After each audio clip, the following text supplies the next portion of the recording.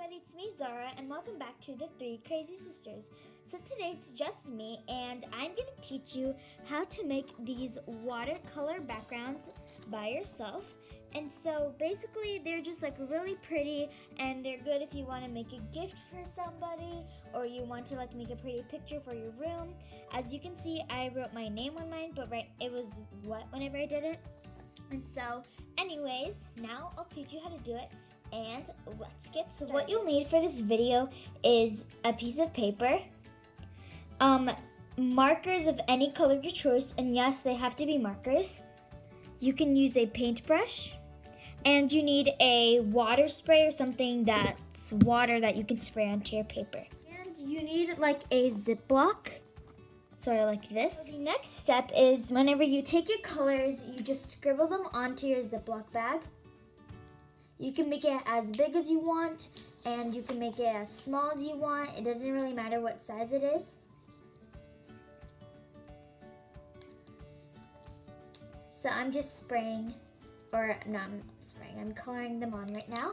Right, so whenever you put on as much as colors that you want onto your Ziploc bag, you take your water spray, or what else you can do, you can use a paintbrush, put some water in it, and dip it on.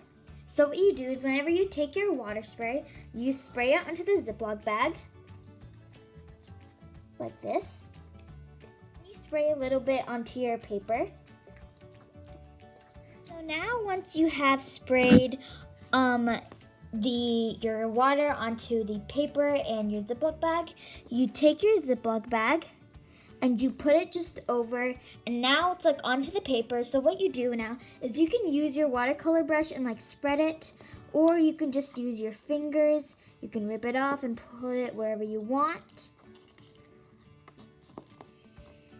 And once you're done, if you want to take it off and there's still like a lot of water over here, you can use the paintbrush and spread it around.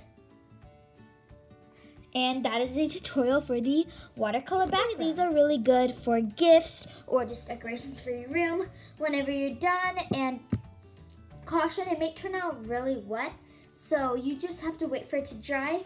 And whenever it's dry, you can write on it, like let's say you can write your name on it, you can write your friend's name on it, make a present for them.